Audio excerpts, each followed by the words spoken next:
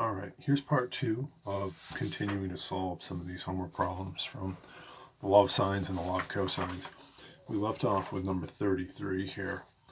They want us to solve these triangles, and hopefully you recognize in triangle JKL you have no angles, and so we're not going to be able to use the law of sines there.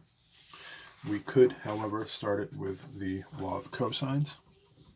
I'm going to do that on a separate piece of paper because, as you know, the law of cosines takes up a bit of space. And if we're going to start solving a triangle with a law of cosines, I've advised you guys to start with which angle? Start with the largest angle just in case it's obtuse, so that you won't run into the ambiguous case when you go to solve the next step with a law of sines. What's the largest angle on this triangle? It's going to be angle K because it's across from the largest side. So if I'm going after angle K, there's only one space in my law of cosines for an angle. It's all the way over here on the right side of the equation. So I'm going to put the cosine of angle K right there. And that means if angle K is over here, what side is over here? That would be side K. Right there's side K. This guy is side J. And this guy is side L, right? So side K is going to go all the way over here. 30 squared equals 24.6 squared, which is plugging in the other sides for the rest of the equation, plus 29.7 squared, minus 2 times, probably didn't leave myself enough room there, should have planned ahead. We can fix that. Minus 2 times 24.6 times 29.7 times the cosine of angle K. Good. All right, let's grab our calculator and start to clean this up. 30 squared is 900. That one's not too bad, but the rest of these, I'm going to go to my calculator on 24.6 squared. I get 605.16. 29.7 squared. I get 882.09 minus 2 times 24.2 times 24.6 times 29.7 gives me 1,461.24 times the cosine of angle K. Okay, let's continue to clean this up. These two terms can be combined. 605.16 plus 882.09. So I get 900 equals 1,487.25 minus 1,461.24 times the cosine of angle K. Good. I can subtract 1,487.25 from both sides, and we're going to get 900 minus 1,487.25 gives me negative 587.25 equals negative 1,461.24 times the cosine of angle K. How do I solve for angle K here now? We'll divide both sides by this, minus 1,461.24.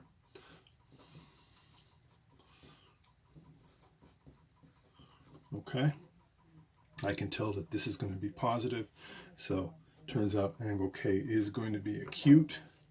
I can drop those negative signs and say, hold on, angle K, the measure of angle K is going to equal the inverse cosine of 587.25 over 1,461.24.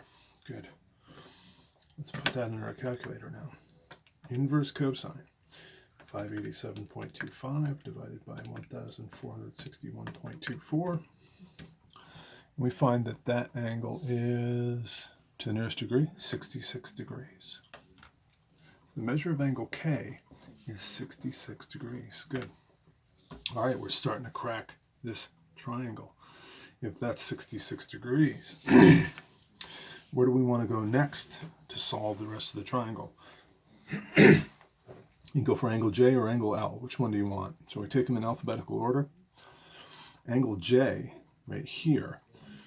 Let's use the law of sines. The sine of angle J over side J, 29.7, must equal the sine of angle K over side K, the sine of 66 degrees over 30.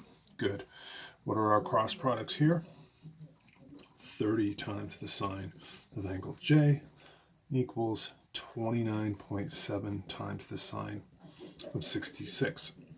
I can divide both sides by 30, and then we can just grab our calculator.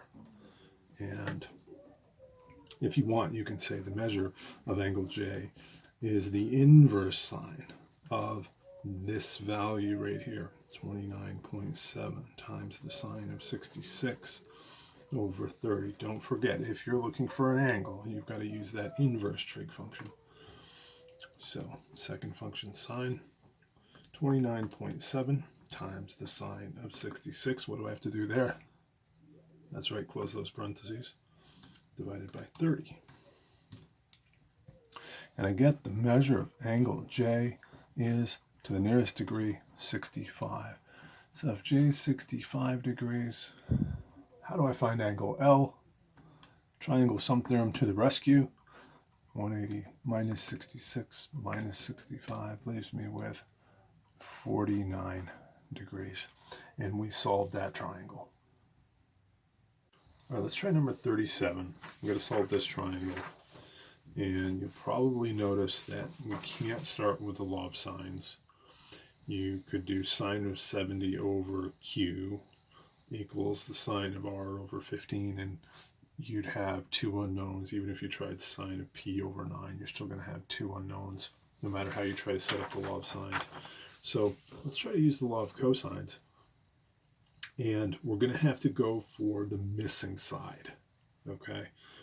You won't be able to go for this missing angle P because you'd end up with two unknowns, even using the law of cosines there, because you'd end up having to plug in this side Q, and you'd have two unknowns in your law of cosines.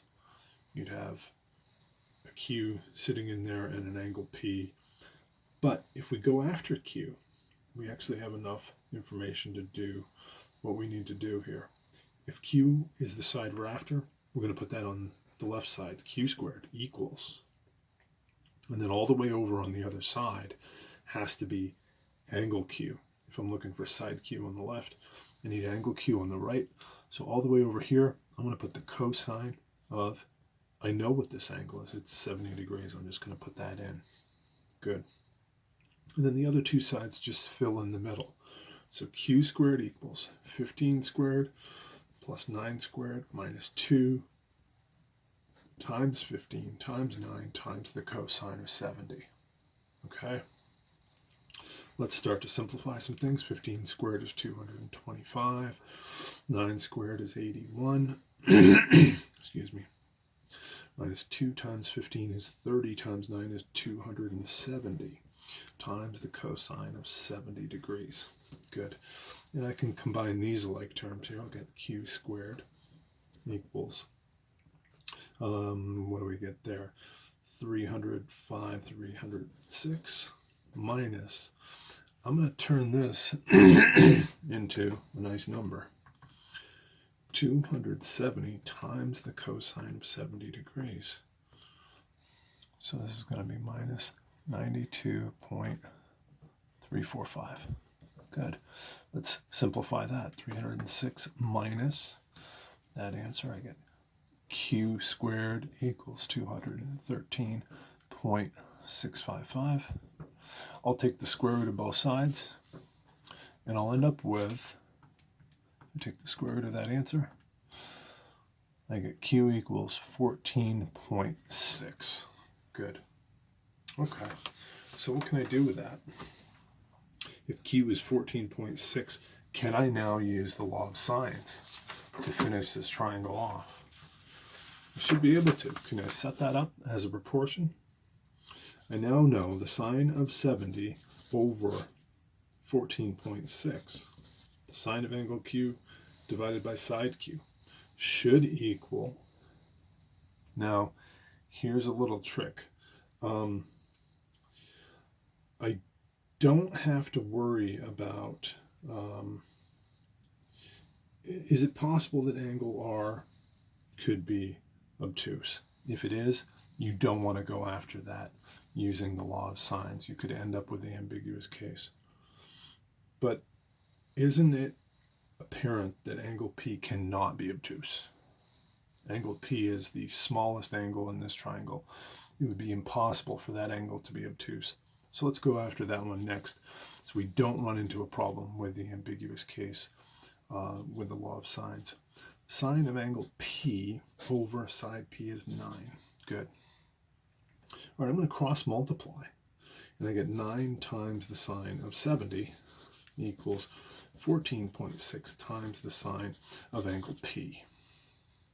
I'll divide both sides by 14.6. And I can see that the sine of angle P is this. Therefore, P is an angle whose sine is this. And I can say the measure of angle P must be the inverse sine of 9 times the sine of 70 over 14.6. Good. And now we'll grab our calculator. And we can put it in. Inverse sine, 9 times the sine of 70. What do I got to do there? Close those parentheses, divided by 14.6. And I get the measure of angle P is, to the nearest degree, we'll call it 35 degrees. Okay?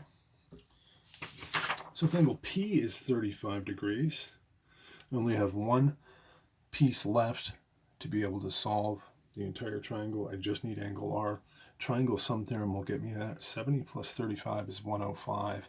And when I subtract from 180, I get 75 degrees. Turned out angle R was not obtuse, but if it had been, we would have run into a problem solving using the law of sines. Because there are angles in the first quadrant and the second quadrant that have exactly the same sign. That leads us to that ambiguous case issue. So if you do have to finish off a triangle with the law of sines, and you have to go after an angle, go after the smallest angle you can. Conversely, if you have to start solving a triangle with a law of cosines and you have to go after an angle, go after the largest angle you can to get any potentially obtuse angle out of the way first. Okay, let's look at number 39. You can see here no angles, so hopefully you're going to go straight to the law of cosines there with no angles. And we're going to have to solve for one of these angles using the law of cosines. Which one do you want to go for first? Go for the largest angle you can find. Angle E here, hopefully you recognize is the largest angle because it's opposite the longest side. So in my equation, I'm going to put angle E all the way over here on the right, the cosine of angle E. Okay, and if angle E is on the right, guess who's going to be on the left? That'll be side E.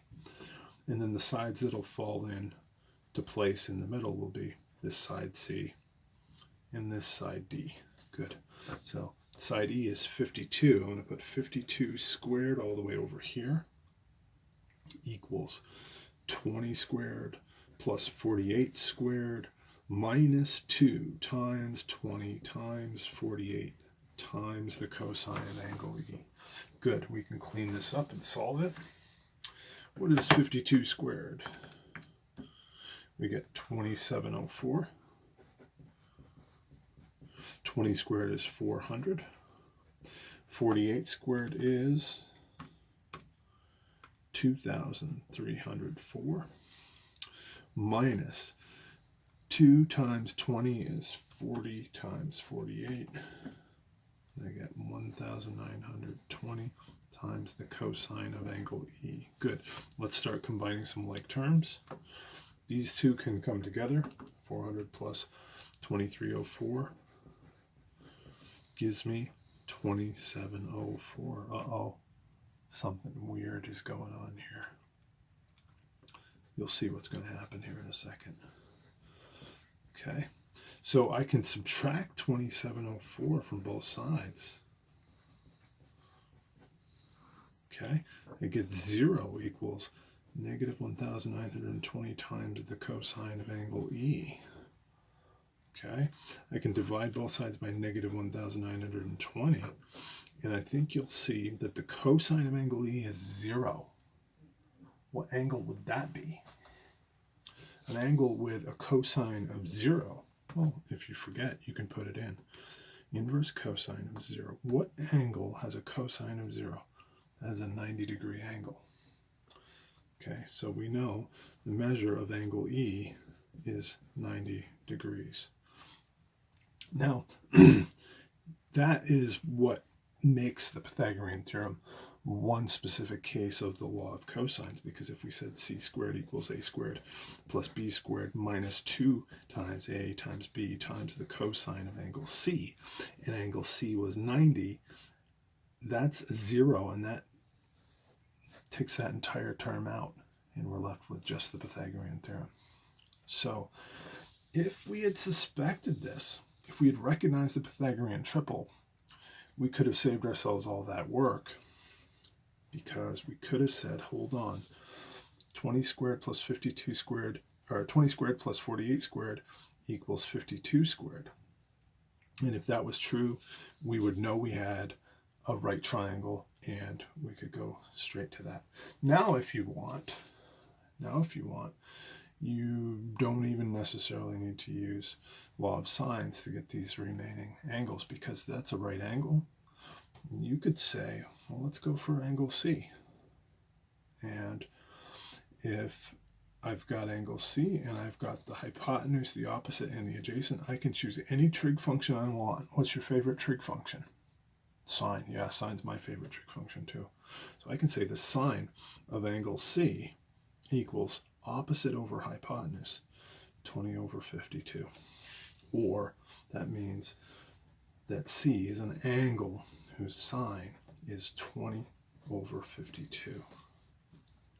We can go ahead and do that. Inverse sine 20 over 52. And we find that that is a measure of angle C is, to the nearest degree, 23 degrees.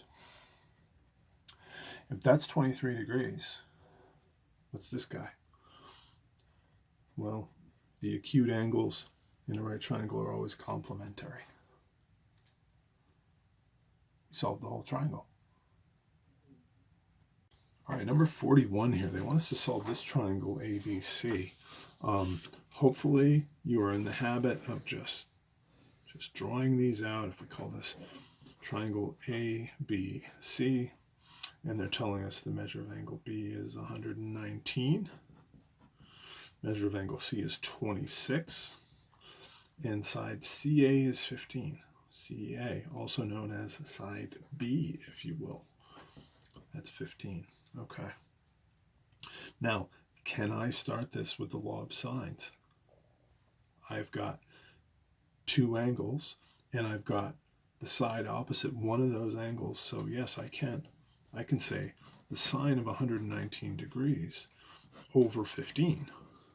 The sine of angle B over side B should equal the sine of 26 over side C. Let's go for side C.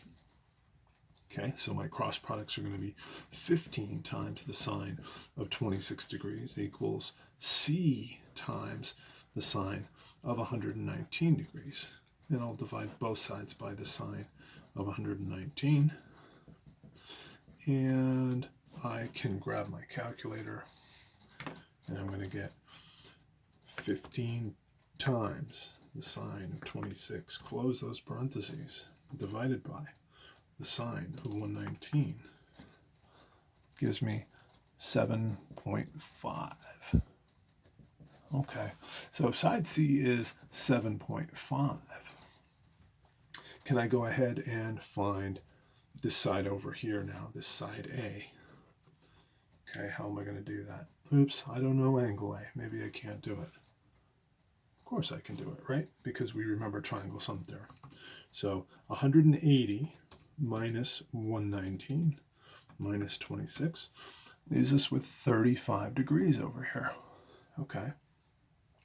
So let's go back to using the pair that was not rounded. So we'll minimize our error.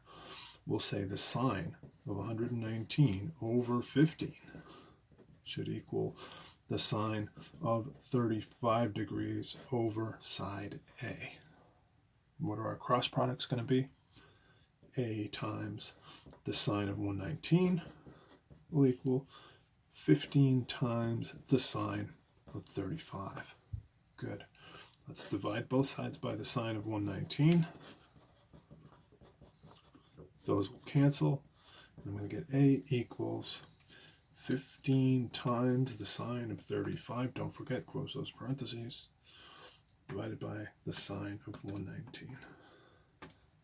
And we get A equals 9.8. Okay? All right. Don't be intimidated if they don't give you a sketch. You can draw it. Draw a triangle, triangle ABC, and you can label it because you know that the side B is going to have to be across from angle B. And they twisted things up a little bit here, but not too confusing. They, instead of calling this side B, they call this side CA, but it's the same thing. All right, let's look at 43. Crystal has an organic vegetable garden. She wants to add another triangular section so that she can start growing tomatoes. If the garden and neighboring space have the dimensions shown, find the perimeter of the new garden to the nearest foot. Okay, so they want us to find the perimeter. We don't actually know any of the sides. And when they say the new garden, I think they're talking about this whole thing. So we really need to find this side and add it to 18 and 20. I think that's what they're asking for, not just the triangular piece. So how are we going to find these two sides here? Well, we're going to need to start with this side and this triangle, right? If all we have are two angles, then that triangle could be any size. We really don't know. We do have this information that'll help us. We can use Pythagorean theorem to get, let's call this side C. And then maybe I'll throw this over here. That'll be angle C. So we could say that C squared equals 18 squared plus 20 squared. So we're going to get C squared equals, what is 18 squared? Is that 324? We got 324 plus 400. So we get C squared equals 724. Okay. The square root of that is 26.9. Okay. All right, so if this is 26.9, I'm going to find these other two sides. Well, I think I can use the law of sines here. I can say the sine of angle C over 26.9 equals the sine of 74 over, let's call this B, we'll call this A. That makes, if this angle is B, then this side B. If this angle is A, then this is side A. So the sine of angle C over 26.9 equals the sine of 74 over B. But Mr. Rogers, I've got two unknowns. Hold on. Triangle sum theorem helps us find angle C. 74 plus 52 gives us 126. So I believe angle C is 54 degrees. So we'll go ahead and put that in, and that gets rid of that second unknown. And now we can solve. Our cross products are going to be B times the sine of 54 equals 26.9 times the sine of 74. Good. And we can divide both sides by the sine of 54. And we are ready to go ahead and solve. 26.9 times the sine of 74 divided by the sine of 54. And I get that B is approximately equal to 31.99. I'm going to round that to 32.0. Okay. All right, I need one more side. I'm going to need to use that law of sines one more time. Okay, so I'm going to go back to this sine of 54 over 26.9 equals now the sine of angle A, 52, over side A. Okay, and my cross products here are going to be A times the sine of 54 equals 26.9 times the sine of, did I do that wrong? Yeah, I did that wrong. What did I do wrong? No, I didn't do that wrong. A times the sine of 54 equals 26.9 times the sine of 52. Excuse me. All right, I can divide both sides by the sine of 54. And we're going to get that A is approximately equal to 26.9 times the sine of 52, close those parentheses, divided by the sine of 54. A is approximately 26.2. Good. All right, if this guy is 26.2, then my perimeter of my garden, my new garden now, is 20 plus 18 plus 32 plus 26.2. And because we rounded a couple of those, we're going to say that perimeter is approximately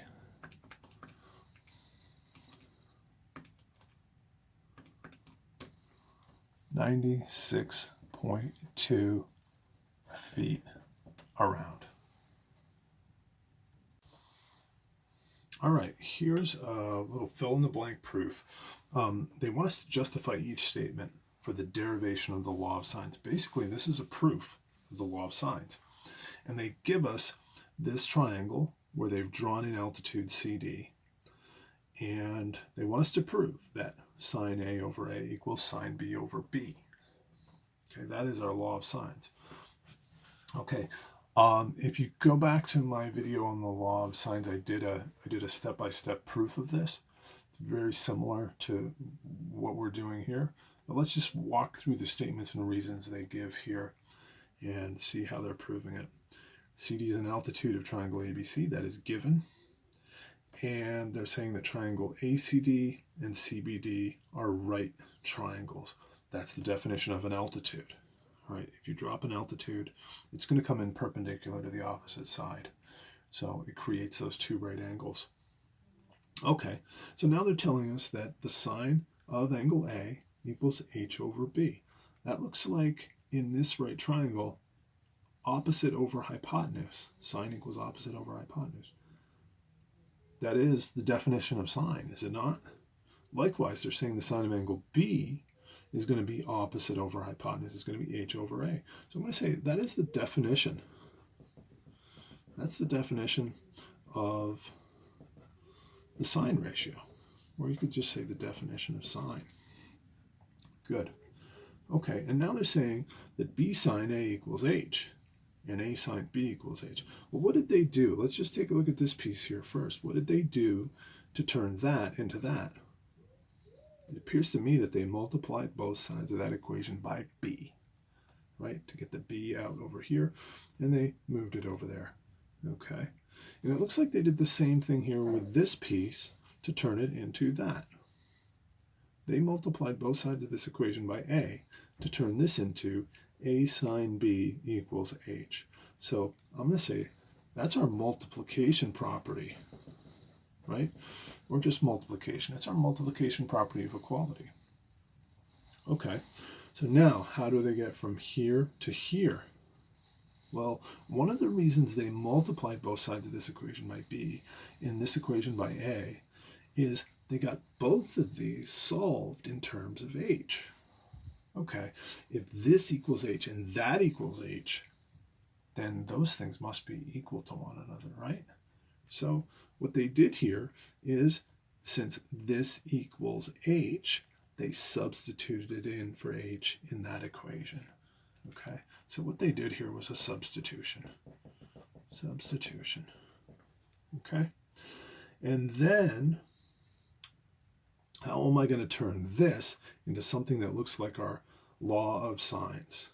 Well, I'll divide both sides by B, okay? And if I divide both sides by b, these b's cancel. And I'll divide both sides by a at the same time. And those a's cancel. And I'm left with sine a over a equals sine b over b, which is our law of sines. What did we do to get there? We divided both sides by the same quantity. Okay, and that's a nice, slick little proof of the law of sines. Kind of neat to see where it comes from. So when you're using it, you have a little deeper understanding of it. And if you ever needed to rederive it for any reason, well, you know you can draw an altitude in any old triangle, come up with two right triangles, and use what you know about the sine of these angles to recreate it. All right, we've got two more problems, 47 and 49. They want us to find the perimeter of each of these triangles.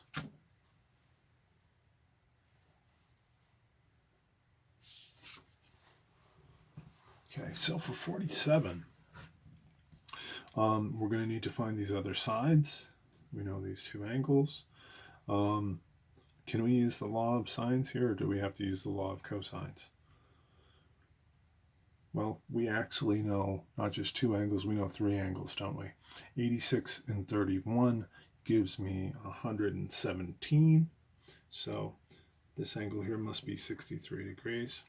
And I think, therefore, we can say that the sine of 63 over this side over 9 is going to equal, what do you want to call these other two, x and y? Okay, that's going to equal the sine of 86 over x, which will equal, when we're done with that, the sine of 31 over y. Okay, shall we solve this proportion first? We get x times the sine of 63 for our cross products equals 9 times the sine of 86. And if we divide both sides by the sine of 63, we're going to find that x equals, those will cancel, 9 times the sine of 86, close those parentheses, divide by sine of 63, equals 10. All right, x is approximately equal to 10, round to the nearest tenth, so I'll call that 10.1. Okay, 10.07 rounds to 10.1. Let's go ahead and find y the same way. Our cross products here on this outer proportion, I'm going to get y times the sine of 63 equals 9 times the sine of 31. Okay, and we'll divide both sides by the sine of 63. And they'll cancel, and we're going to get y is approximately equal to, let's do 9 times the sine of 31, close those parentheses, divide by the sine of 63. Okay, we get y is approximately equal to 5.2. Okay, so what's my perimeter? My perimeter is approximately equal to 9 plus 5.2 plus 10.1. And we're going to get approximately, looks like 19.1, 19.3, 24.3. Good. All right, guys, one last problem, number 49. I want us to find the perimeter of this shape. So we know two of the sides, 60 and 63. So we need to find these other sides. If I'm just looking at that triangle, well, you can see I can't find any of the sides because I only know two angles. That triangle could be any size. So I got to start in this triangle. And in order to work my way into that triangle, I'm going to have to find this side here. Let's call this angle A. That'll make this side A over here. And that'll allow us to work our way into this triangle. When we get there, we'll be looking pretty good because we'll be able to use the law of sines, because we know this angle. We know all the angles. 37 plus 87 gives me 124. So that means that this angle must be 56 degrees. So if I can just get in there, if I can get side A, I can use the law of sines here. How am I going to get that side A? Well, let's use that law of cosines. And first of all, do I have to use the law of cosines here? Yes, I do, because I only know one angle here. So I'm going to say a squared. I want to know a, so I'm going to put a squared over here. That means all the way over on the other side, I'm going to put angle a. So I'm going to have the cosine of 48 degrees hanging out over here on the right side. And what goes in between? These other sides. A squared equals 60 squared plus 63 squared minus 2 times 60 times 63 times the cosine of 48. Good. Okay, so I get a squared equals 3600 plus, what is 63 squared? 3,969 minus, now this is just a number and I'm going to crank it out, 2 times 60 times 63 times cosine 48. And I get 5,058.627. Good. All right. Now that I multiplied by the cosine of 48, these are all like terms and we can combine them. 3,600 plus 3,969 minus 5,058.627. And I get a squared equals 2,510.373. I'm going to take the square root of both sides, and I get a is approximately equal to 50.1. Good. Okay, so if this is 50.1, how could I use law of sines here to figure out these two remaining sides? So we call them x and y. I could say the sine of 56 over x will equal the sine of 37 over 50.1. Okay? And my cross products are going to be 50.1 times the sine of 56 equals x times the sine of 37. Good. I'll divide both sides by the sine of 37. Sine of 37. And I can grab my calculator and I can say 50.1 times the sine of 56, close those parentheses, divided by the sine of 37. And I get x is approximately equal to 69. Good. All right, now I got to get y, and then I can find the perimeter. So could I also say here that the sine of 87 over y equals the sine of 37 over 50.1. Okay? And my cross products this time are going to be 50.1 times the sine of 87 will equal y times the sine of 37. And I'm going to divide both sides by the sine of 37. I'll keep doing that. Sine of 37. Those cancel. And I get 50.1 times the sine of 87, close those parentheses, divided by the sine of 37. And I get that y is approximately equal to 83.1. Okay. All right, so what's my perimeter? My perimeter is going to equal the sum of all of those, 60 plus 63 plus 83.1 plus 69, and I get 83.1 plus 69 plus 63 plus 60, and I get 275.1. Okay. All right. That is all of the homework from the law of sines and law of cosines. Hopefully you guys got plenty of practice on that, because the one thing I'll say about the law of cosines in particular is it just takes practice. So if you need any more problems on those, let me know. You know where to find me. And look forward to hearing your questions on vectors next.